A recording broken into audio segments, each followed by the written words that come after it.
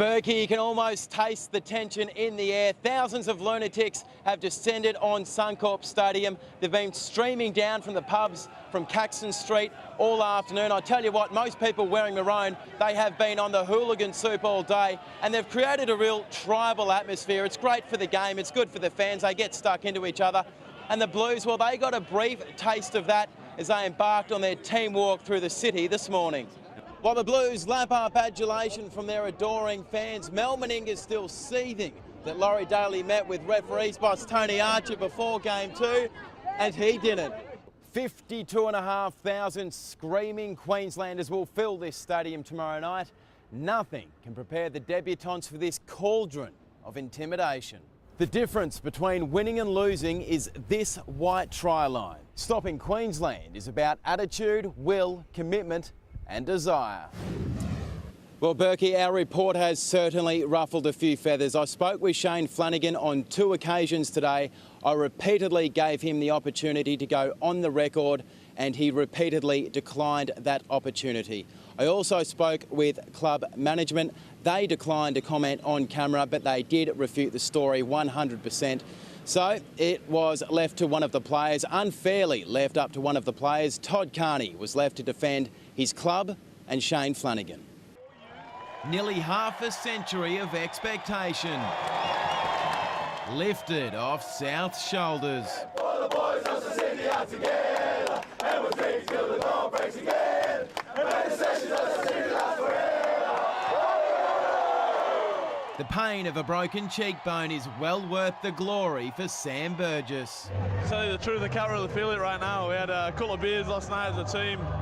And with the bank holiday, no surgeons are working today, so I'll fix it all tomorrow. Suffering a head clash from the kick-off with best mate James Graham, Burgess played through the pain for the entire game, etching his name into rugby league folklore with one of the toughest, most inspirational performances of all time. He certainly hasn't let any rugby league fan down out there, mate. He's a typical warrior of the game, and he's definitely the toughest bloke I've ever played with. The suspended Isaac Luke wasn't presented with a grand final ring. Without hesitation, coach Michael Maguire gave him his. It means a lot. He said he had a little surprise for me, and if we had got up, and he gave it over. Yeah. Enduring 2 hellish years in the headlines, emotions spilled over for rugby union bound Ben Teo. A lot of emotion last night. Today it's just about reflection and where we've been as a club and where we're going, and it's awesome. Despite the best efforts of James Graham, Kirill, headed by Graham. the Bulldogs were powerless to stop the rampaging Rabbitohs. He's going all the way. Somebody stop him. Russell Crowe could not have written a better script. G.I.'s going to score. He's going to put another nail in the coffin. From Sam Burgess's house to Sydney Harbour, South's celebrations haven't stopped. How's this feeling, mate? Oh, it's the best. You know, you dream of this stuff when you were a kid, you know. I've been playing with this stuff for like 10 years, and it's unbelievable. I'm just so happy right now. Have a great night and rip in. All the little old ladies, all the old guys that have supported this club for a long, long time said, I wanted to experience this. Well, here it is for them, so it's no better feeling. 43 years in the making. This could be the biggest party South Sydney has ever seen, and it's just getting started. Yeah, it's been a long time between drinks, mate. The boys are pretty thirsty in there. The Dogs drown their sorrows on Mad Monday. Michael Ennis delivering his best impersonation of James Graham. Very tough game. I thought Sam really deserved his Clive Churchill, and full credit to South Sydney and Rusty. Liam Cox, 10 Eyewitness News. Raw human emotion.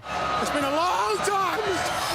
Oh, it's been a long time, man. Jared Hayne erased 8 years of pain. It really hasn't sunk in. It's so surreal at the moment. You know, we've never been here before. An entire state's expectations lifted from Paul Gallen's broad shoulders. I'm a bit numb. There's a lot of emotions, relief, happiness. Embracing his father Peter, tears flowed as Robbie Farah remembered his mum Sonia, who passed away from cancer. This jersey took on a massive significance for me after all the events that happened there, and you know, every time I put that on, mate, it's I play with my heart. Luke Lewis and his wife Sonia are cancer survivors. The humble couple has endured torrid personal grief. The first game, I actually had my dad pass away the day before the first Origin, and I wasn't going to go to Brisbane, and my family encouraged me to go and said it's what he would have wanted, and he will win it for the boys, and he'll win it the next game, and he did, and he had the best seat in the house again tonight. Josh Reynolds' desperate boot saved a certain try. His tenacious nature epitomises the Origin concept. What about where you've come from, mate? As a kid, everyone said you're too small, you couldn't make it.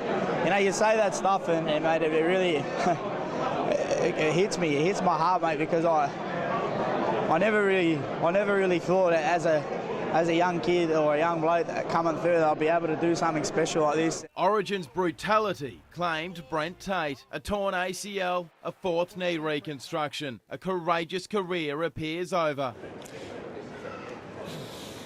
Yeah, definitely a bit of a low.